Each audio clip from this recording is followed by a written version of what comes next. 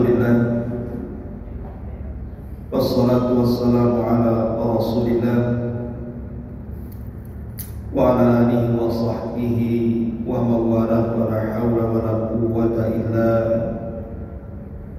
billahi wa ba'd. Allahumma ij'al hadha ijtima'ana ijtima'an marhuma waj'al tafarruqana min ba'dihi tafarruqan ma'suma wa la taj'al fina wa la min bainina syaqiyan wa la mahruma. Rabbi shrah li sadri wa yassir li amri wahlul 'uqdatam min lisani yafqahu qawli. Amma ba'd. Hadirin dan hadirat yang dimuliakan Allah Subhanahu wa taala, alhamdulillah di malam ini kita masih bisa duduk di Masjid Muhajirin. Salawat dan juga salam kita hadiahkan kepada Rasul kita Nabi besar Muhammad sallallahu alaihi wasallam. Baik, kita akan lanjutkan kajian kita masih membahas tafsir dari surah Al-Baqarah, dan kita masuk pada ayat 51 dan seterusnya. A'udzubillahi minasyaitonir rajim. Bismillahirrahmanirrahim. Wa idh wa'adna Musa 40 lailatan thumma ittakhadtumul ijla min ba'dihi wa antum zalimun thumma afawna ankum min ba'di dhalik la'allakum tashkurun. Wa idh atayna Musa al-kitaba wal furqana la'allakum tahtadun. Wa idh qala Musa liqaumihi ya qaumi innakum zalamtum anfusakum biittikhadikumul ijla fatubu ila bari'ikum faqtulu anfusakum dzalikum khairul lakum inda bari'ikum fataba 'alaikum innahu huwat tawwabur rahim. Ingatlah ketika kami menjanjikan petunjuk Taurat kepada Musa selama 40 malam. Kemudian kamu, maksudnya Bani Israel, menjadikan patung anak sapi sebagai sesembahan setelah kepergian Musa. Dan kamu setelah itu menjadi orang-orang zalim. Setelah itu kami memaafkan kalian wahai Bani Israel agar kalian bersyukur. Dan ingatlah ketika kami memberikan kitab Taurat dan pembeda kepada Musa agar kamu memperoleh petunjuk. Ingat pula ketika Musa berkata kepada kaumnya, wahai kaumku, sesungguhnya kalian telah menzalimi diri-diri kalian dengan menjadikan patung anak sapi sebagai sesembahan kalian. Oleh karena itu bertobatlah kepada pencipta kalian dan bunuhlah diri-diri kalian. Itu lebih baik bagi kalian dalam pandangan pencipta kalian. Dia akan menerima tobatmu. Sesungguhnya Dia yang Maha Penerima tobat lagi Maha Penyayang. Ma'asyiral muslimin yang dimuliakan Allah Subhanahu wa taala, potongan 4 ayat ini dalam Al-Baqarah 51 sampai 54 masih menceritakan tentang nikmat yang Allah anugerahkan kepada Bani Israel, di mana mereka diselamatkan dari kesyirikan Allah Subhanahu wa taala karena seorang munafik yang telah menyesatkan Bani Israel yang kisahnya dalam Quran disebut As-Samir. Jadi malam ini kita akan mengisahkan satu kisah munafik di zaman Bani Israel, namanya Samir, pembuat patung anak sapi dari emas. Bagaimana kisahnya? Ma'asyiral muslimin wal muslimat rahimakumullah. Saat Nabi Musa alaihi salatu wassalam dipanggil oleh Allah Subhanahu wa taala untuk menerima mandat Taurat, maka Musa alaihi salatu wassalam meminta izin kepada Bani Israel untuk meninggalkan mereka selama 30 malam. Walaupun kenyataannya Allah menambah menjadi 40 malam. Nabi Musa alaihi salatu wassalam mempercayakan kepada Nabi Harun agar memegang kendali kepemimpinan Bani Israel, karena dia akan pergi selama 30 malam. Kemudian Allah menambah 10 malam jadi 40 malam.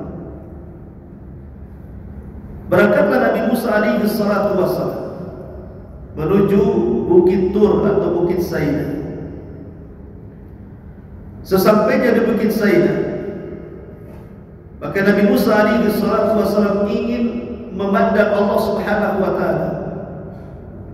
Dia mengatakan, "Rabb, anzur ilaika." Wahai Rabb, bisakah aku melihat wajahmu?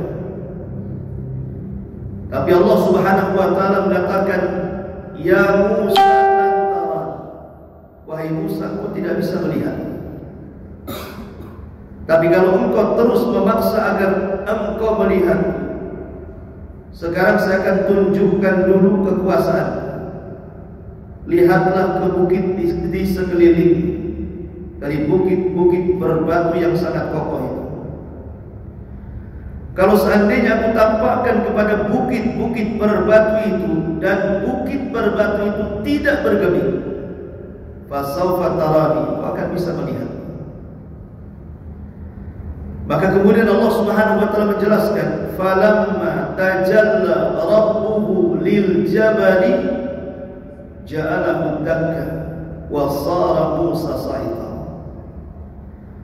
Ketika Allah Subhanahu wa taala betul-betul menampakkan dirinya ke bukit itu, tiba-tiba bukit itu hancur berkeping-keping.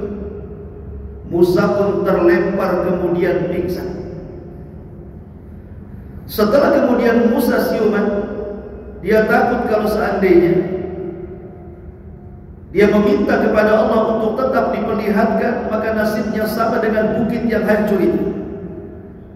Maka dia pun bersegera bertobat kepada Allah dan mengatakan, "Tubtu ilaika wa ana awwalul muslimin." Ya Rabb, aku bertobat kepadamu dan aku orang yang paling pertama berserah diri kepadamu. Musa tidak mau meminta lagi soal ingin memandang wajah Allah Subhanahu wa taala. Di sisi lain, ketika Nabi Musa alaihi salatu wassalam sibuk dengan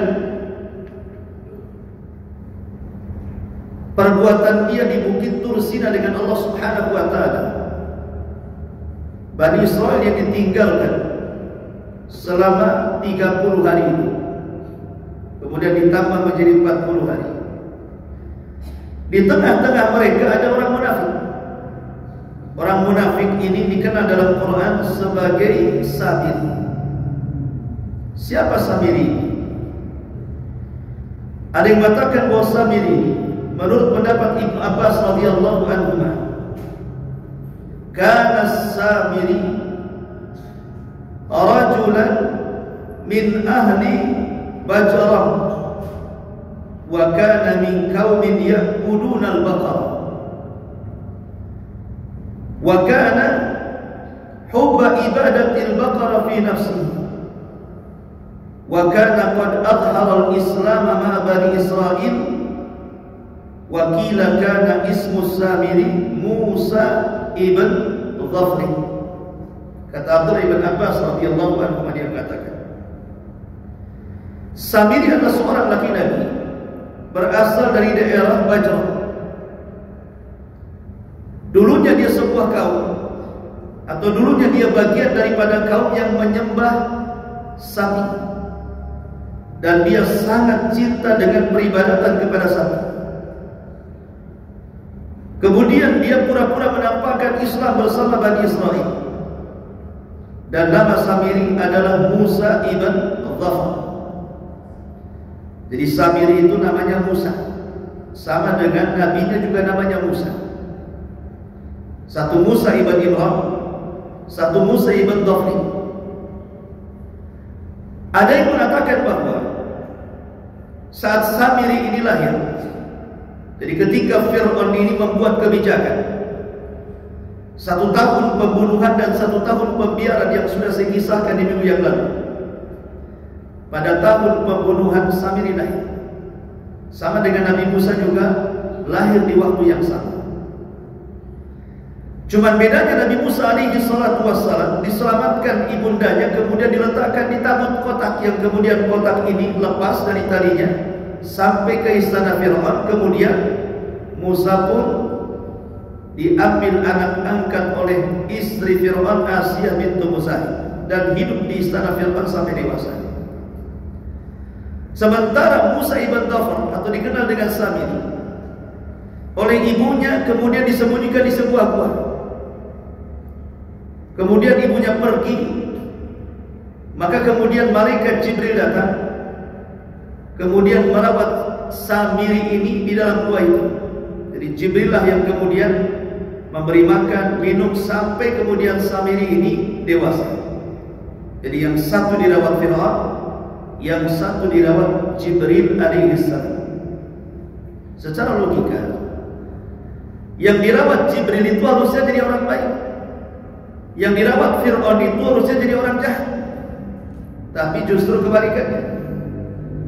Musa yang dirawat Fir'aun jadi nabi, tapi Musa satunya yang dirawat Jibril jadi orang munafik. Itulah saat ini. Ma'asyiral muslimin wal muslimat rahimani wa rahimakumullah. Adapun disebut Samiri karena dia berasal dari kabilah Samirah, makanya disebut Samiri karena dari kabilah namanya Samirah di Mesir sana. Lah saat Nabi Musa alaihi salatu wassalam pergi hendak berjumpa dengan Allah karena akan mendapatkan mandat Taurat, ketika Bani Israel ini menyeberang dari Mesir menuju Palestina, kan mereka menipu orang-orang Kiptiah. Kiptiah itu maksudnya orang-orang kabilah Fir'aun. Kabilah Fir'aun itu namanya Kiptiah. Makanya Nabi SAW salah satu selirnya namanya Maria Al-Qibtiyah, selir Nabi. Itu karena dapat hadiah dari Mesir, Raja Muqawqis. Saat Rasul menyurati Raja Muqawqis untuk masuk Islam, tapi dia menolak, tapi berikan hadiah berupa seorang budak wanita namanya Maria Al-Qibtiyah, yang kemudian hamil dari Nabi SAW. Lahirlah putra beliau Ibrahim bin Muhammad. Tapi sayang sebelum usianya 2 tahun meninggal dunia. Jadi Al-Qibtiyah ini kabilahnya Fir'aun. Lah saat kemudian Bani Israel hendak meninggalkan dari Mesir menuju Palestina, mereka berdusta. Mereka meminjam emas-emas, kalung-kalung, perhiasan dan yang semacamnya, karena mereka akan mengadakan semacam ulang tahun besar yang biasa dilakukan Bani Israel. Padahal itu persiapan untuk kabur dari Mesir. Sebagian mereka ada yang mencuri, dan mereka akan pergi jauh dan harus punya perbekalan. Berangkatlah mereka pun bersama Nabi Musa menuju tanah perjanjian di Palestina. Lah saat menyeberangi lautan, Samiri bersama mereka. Kemudian Samiri curiga dengan seseorang yang menunggang kuda putih dengan pakaian putih, dan itu jelmaan daripada Jibril. Dia melihat kenapa Nabi Musa bersama orang ini. Siapa dia? Jangan-jangan dia adalah Jibril, karena bagaimanapun kan dia dirawat Jibril masalahnya. Jadi ada kedekatan. Kemudian orang yang di atas kuda inilah yang memerintahkan Musa untuk memukulkan tongkat ke lautan, maka dipukulnya, kemudian lautan menjadi jalan. Kemudian setelah Musa dan Bani Israel melewati lautan, dia juga yang merintahkan untuk memukulkan lautan, kemudian lautan menenggelamkan Fir'aun. Akhirnya Samiri terus melihat orang ini. Kemudian dia berencana mengambil tanah bekas pijakan kuda Jibril. Jadi setiap kuda Jibril kemudian bersama Nabi Musa melanjutkan perjalanan menuju ke tanah perjanjian, maka bekas tanah pijakan kuda Jibril itu diambil sama Samiri, kemudian disimpan. Dan itu isyaratnya disebutkan dalam surah Taha.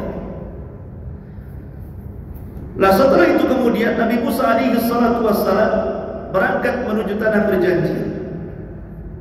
Ketika kemudian sampai di tanah perjanjian, tapi belum masuk Baitul Maqdis, karena Nabi Musa tidak berhasil masuk Baitul Maqdis. Dia keburu meninggal di tanah lindung. Lah saat Nabi Musa alaihi salatu wassalam pergi hendak mendapatkan mandat Taurat, Samiri berulah dan mengatakan kepada Bani Israel, bukankah kalian dulu waktu di Mesir mengambil perhiasan orang-orang Kipti, meminjam tanpa mengembalikan? Bukankah ini benda haram? Tidak boleh kalian manfaatkan. Kalau kalian tidak percaya, tanya Nabi Harun. Akhirnya mereka ketakutan. Kemudian mereka mengatakan, lalu bagaimana? Apa yang harus kami lakukan dengan emas dan perhiasan kami? Kata Samiri, kalau begitu kumpulkan perhiasan kalian, kita akan membuang sama-sama. Akhirnya kemudian Samiri mengumpulkan perhiasan orang-orang Bani Israel. Rupanya dia sudah mencetak sebuah cetakan berupa cetakan patung anak sapi, dan sudah ada pembakaran di bawah. Jadi emas-emas itu akhirnya dilempar ke cetakan itu. Setelah kemudian penuh cetakan itu, tiba-tiba kemudian dibuka, rupanya menjadi patung anak sapi dari emas. Setelah jadi patung anak sapi dari emas, maka Samiri mengeluarkan tanah bekas pijakan kudanya Jibril, kemudian dimasukkan ke dalam mulutnya. Entah kenapa terjadi keajaiban kepada patung anak sapi ini. Allah Subhanahu wa taala berfirman, lahu khuwar. Dalam Quran Allah menjelaskan keanehan patung sapi ini. Tiba-tiba dia bisa menjerit seperti jeritan sapi. Tiba-tiba dia bisa menjerit seperti jeritan sapi. Maka orang-orang pun heran, kok patung anak sapi bisa bersuara? Walaupun ada sebagian asar mengatakan, setelah dimasukkan tanah bekas pijakan kaki Jibril itu, tiba-tiba betul-betul dia menjadi anak sapi. Maksudnya bentuknya memang ada darahnya, ada dagingnya dan semacamnya, persis seperti sapi. Tetapi pendapat ini dibantah oleh ulama yang lain dan mengatakan tidak. Dia tetap patung anak sapi dari emas. Cuman Allah buat keajaiban untuk memfitnah manusia. Dia hidup tetapi hanya bersuara saja. Ada juga yang mengatakan sebenarnya suara itu bukan karena keajaiban tanah yang dipijak kuda Jibril, tetapi memang itu kalau datang angin bersuara, karena memang patung anak sapi itu berongga, wajar kalau ada suara. Ada juga yang mengatakan seperti itu. Wallahu a'lam, intinya bersuara. Zahir Quran mengatakan seperti itu.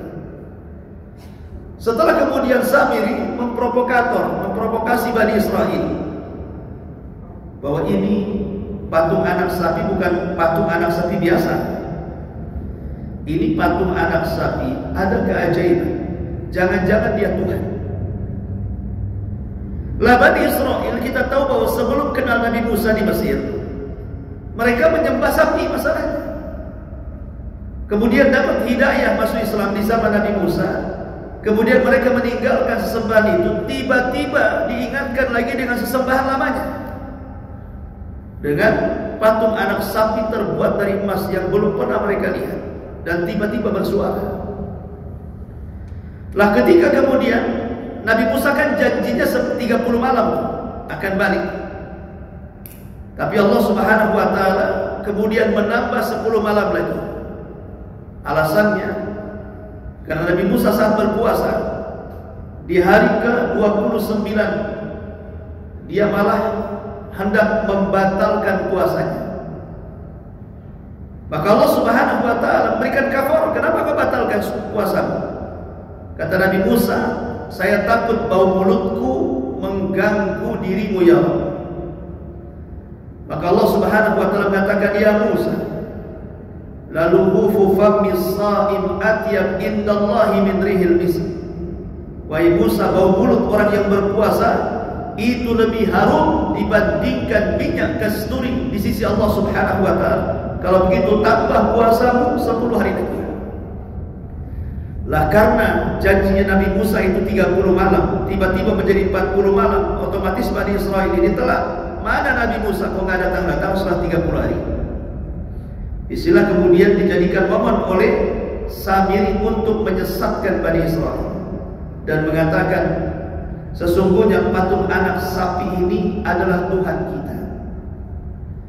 Dan Musa meninggalkan kita jauh-jauh mencari Tuhan, sementara Tuhannya ada di sini.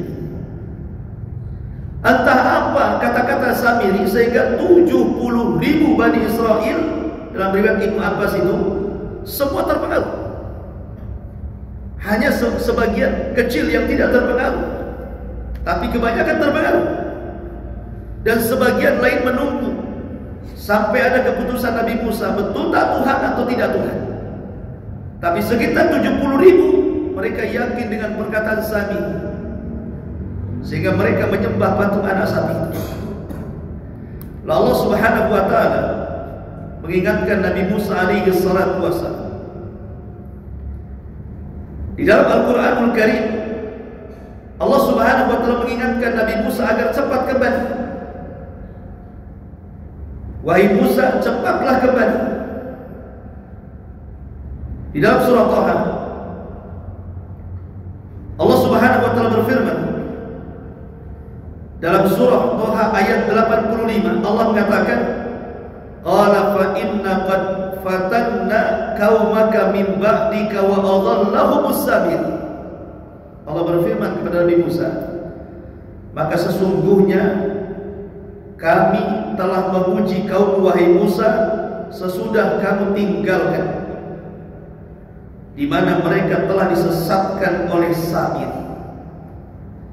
Jadi saat Musa berdialog dengan Allah Subhanahu wa taala akan mendapatkan mandat Taurat, Allah memberitahu, setelah kau tinggalkan Bani Israil, tahukah wahai Musa, kaummu telah terfitnah dengan Samir. Sebaiknya kau segera balik. Maka Allah Subhanahu wa taala memberikan papan yang isinya Taurat. Ingat, satu-satunya papan yang ditulis oleh Allah Subhanahu wa taala hanya Taurat. Taurat itu langsung Allah yang menulis di papan. Itulah keistimewaan Taurat. Jadi langsung Musa membawa papan Taurat itu pulang. Makanya kemudian disebutkan dalam surah Thaha ayat 86-nya, faraja'a Musa ila qaumihi ghadbanan asifan. Kemudian Musa kembali kepada kaumnya dengan sangat marah, tapi juga sangat sedih. Marah kenapa mereka bisa menyekutukan Allah Subhanahu wa taala, sedih kenapa kemudian mereka menanggalkan hidayah. Kemudian setelah Musa bergegas, dikumpulkan Bani Israil yang menyembah patung anak sapi. Kemudian Musa berceramah, qala ya qaumi alam ya'idukum rabbukum wa'dan hasanan afatala 'alaikumul ahdu am aradtum an yahilla 'alaikum ghadabu min rabbikum fa akhlaftum maw'idi.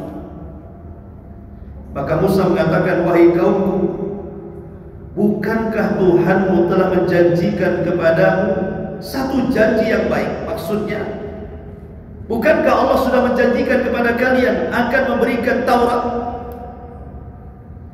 Maka apakah terasa lama masa yang berlalu bagi kalian? Apakah hanya 40 hari kalian bisa murtad? Bayangkan Bani Israil setelah mendapatkan hidayah, hanya 40 malam berlewat, tiba-tiba mereka jauh daripada hidayah kemudian masuk ke dalam kesyirikan?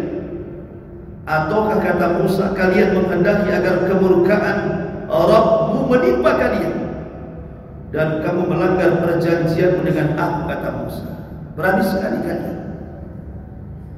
Maka mulailah kaumnya berkilah dan mengatakan, qalu ma akhlafna maw'idaka bimalkina walakinna humilna awzara min zinatil qaumi fa qadafnaha fakadzalika alqasamir.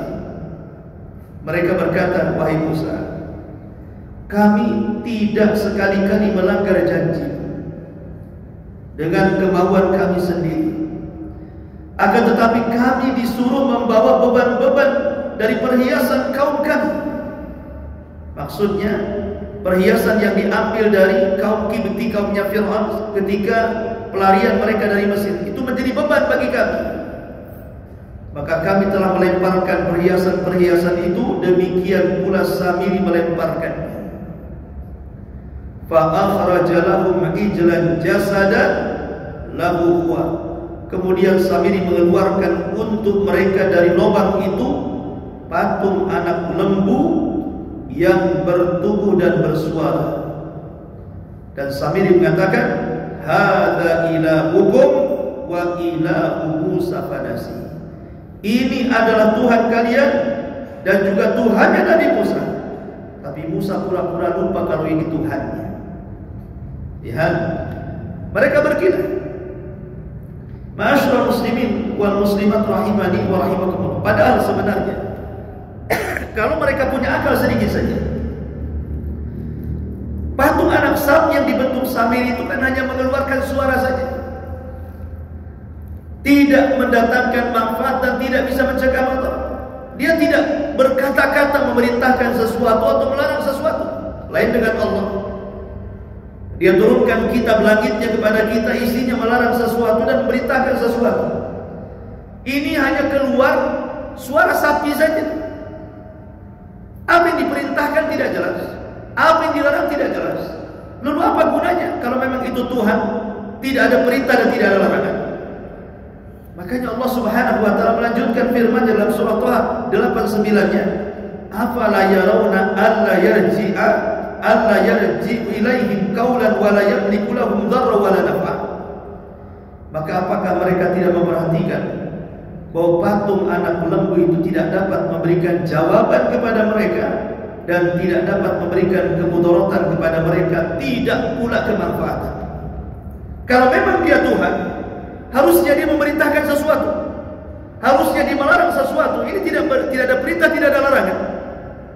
Mana akalnya? Maka Nabi Musa alaihi salatu wassalam marah.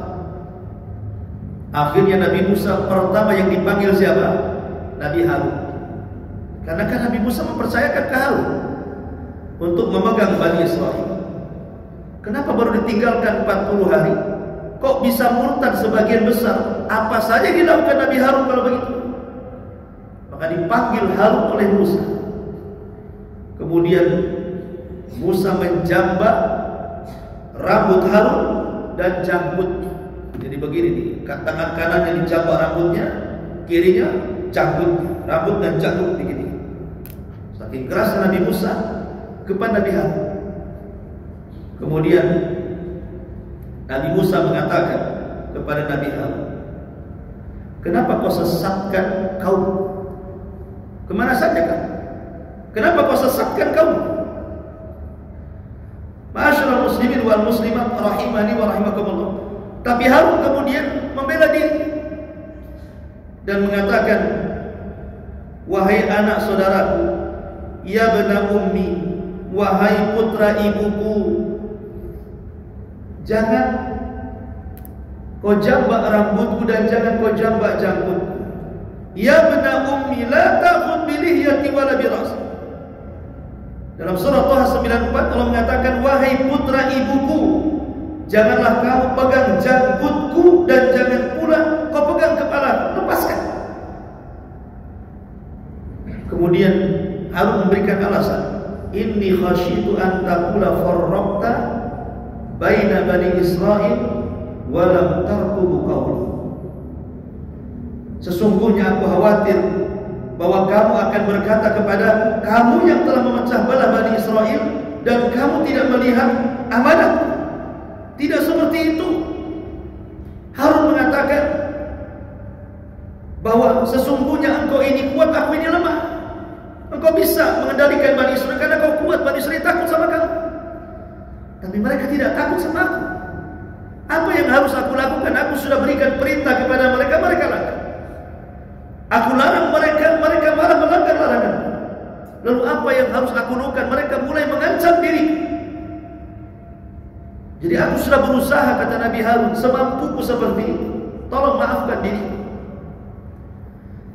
Karena bagaimanapun, ikhwan, Nabi Harun dengan Nabi Musa itu beda. Kalau Harun itu dicintai Bani Israel. Pertama, karena Nabi Harun sejak kecil memang dilahirkan di tengah-tengah Bani Israel. Remaja, dewasa, sampai jadi Nabi tidak lepas di tengah-tengah Bani Israel. Tapi Nabi Musa kan tidak. Walaupun dia dari Bani Israel, tapi sejak bayi dari istana Firaun sampai kemudian dewasa. Kemudian terjadi pembunuhan, dia lari ke Madian, menikah dengan orang Madian, kemudian balik lagi ke Mesir setelah dewasa. Jadi keberadaan Musa di tengah-tengah Bani Israel belum lama. Jadi sebagian Bani Israel kurang sayang dengan Musa. Beda dengan Harun. Memang di tengah-tengah Bani Israel dari kecil sampai dia jadi Nabi, sampai wafat di tengah Bani Israel. Makanya ketika kisah meninggalnya Nabi Harun, kan yang tahu hanya Nabi Musa. Harun dan Musa ini naik ke atas gunung. Kemudian di atas gunung memang diuji, Nabi Harun meninggal di atas sana dan jasadnya diangkat ke langit. Kemudian Musa turun, Bani Israel marah, mana Harun? Mana Nabi Harun? Kata Nabi Musa, dia sudah meninggal. Apa kau yang membunuhnya? Malah dituduh Nabi Musa membunuh Nabi Harun. Kami ingin melihat jasadnya.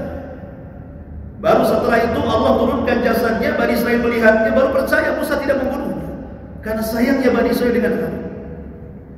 Jadi Nabi Harun itu kan punya sifat lembut dia, tidak seperti Nabi Musa kan tegas keras gitu kan.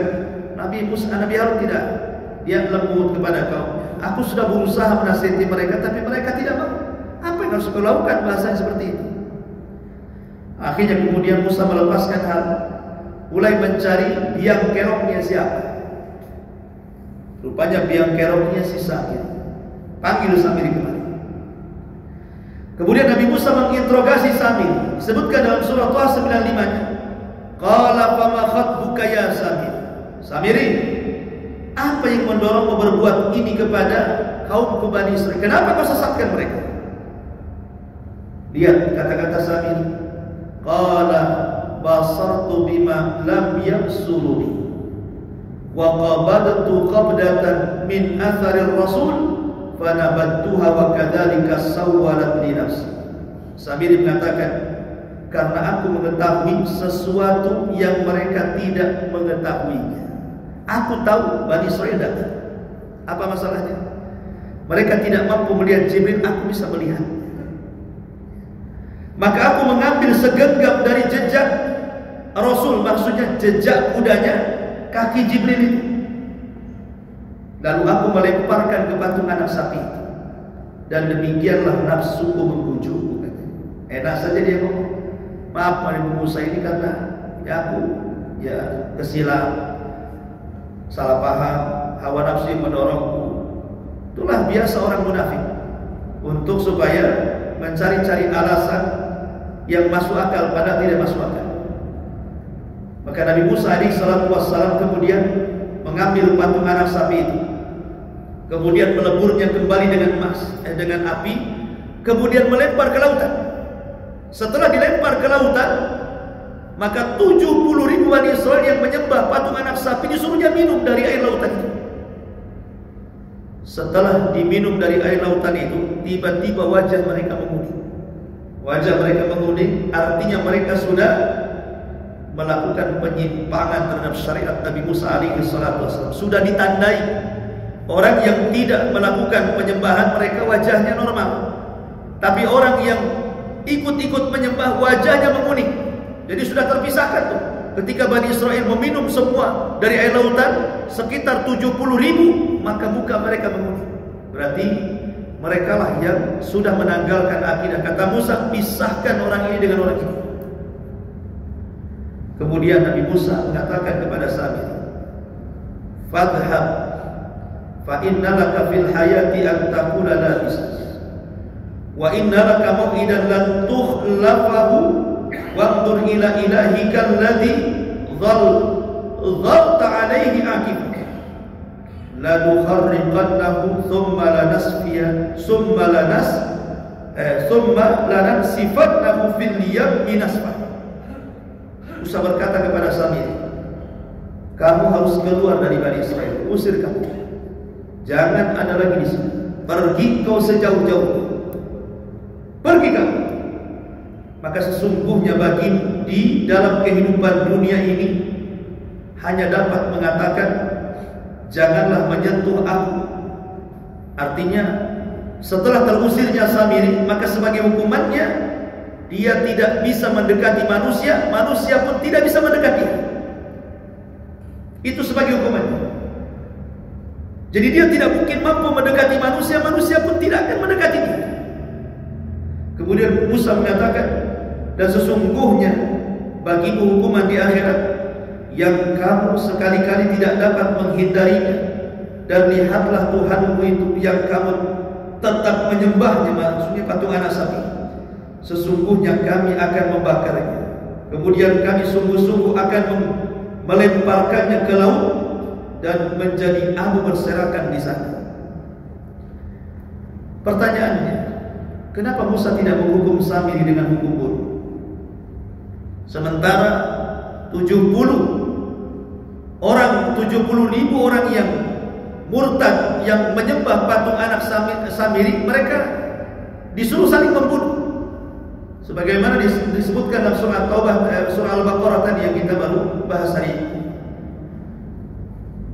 Yang menyembah patung anak sapi mati semua, saling bunuh-bunuhan di antara mereka. Sementara Samiri enak saja diusir begitu saja. Tapi sebagai hukumannya, dia tidak akan dekat dengan manusia dan manusia pun tidak akan dekat dengan dia. Sebagian ulama tafsir mengatakan, alasan Nabi Musa tidak membunuh Samiri mengikuti undang-undang Taurat bagi Bani Israel karena Samiri bukan bagian daripada Bani Israel. Dia orang luar. Dia bukan bagian daripada Bani Israel. Makanya tidak terhukum dengan hukum Taurat, karena Taurat khusus Bani Israel. Yang kedua, Nabi Musa tahu, walaupun tidak dihukum di dunia, maka dia tidak akan lepas dari hukuman akhir. Dan di dunia saja dia akan hidup menyendiri. Sehingga dari sinilah terjadi silang pendapat para ulama. Karena kematian Samiri ini tidak diceritakan dalam Quran, tidak diceritakan juga dalam hadis Nabi. Pokoknya setelah pergi, ya pergi begitu saja. Tidak diceritakan kapan matinya, bagaimana matinya. Sehingga ada yang memprediksi bahwa Samiri bersembunyi di sebuah tempat dan akan muncul di akhir zaman sebagai Dajjal. Sehingga terjadi polemik para ulama, apakah Samiri itu Dajjal ataukah Samiri sendiri Dajjal sendiri. Tapi pendapat yang kuat bahwa Samiri bukan Dajjal dan Dajjal bukan Samiri. Samiri, Dajjal. Sebab kalau memang Samiri Dajjal yang akan keluar di akhir zaman, tidak mungkin Nabi Musa dan Harun tidak tahu. Bukankah setiap Nabi dan Rasul akan memperingatkan umatnya tentang fitnah Dajjal? Sehingga pendapat yang kuat Samiri bukan Dajjal. Ya Dajjal, Samiri ya Samiri. Adapun apakah dia masih hidup atau sudah mati, wallahu a'lam. Tapi yang jelas bahwa setiap manusia pasti akan mati. Tidak mungkin hidup terus. Sampai ketika Nabi Khidir sekalipun yang menjadi polemik apakah Khidir hidup ataukah mati, pendapat yang kuat para ulama Khidir sudah meninggal. Maka begitu juga Samiri. Maka setelah kemudian Samiri diusir, maka Nabi Musa alaihi salatu wassalam mengumpulkan Bani Israel yang murtad. Setelah dikumpulkan oleh Nabi Musa, kata Nabi Musa disebutkan dalam Al-Baqarah di sini, ayat yang ke-54-nya, wa idh qala Musa liqaumihi innakum zalamtum anfusakum. Hei Bani Israel, kalian sudah berani menzalimi diri kalian.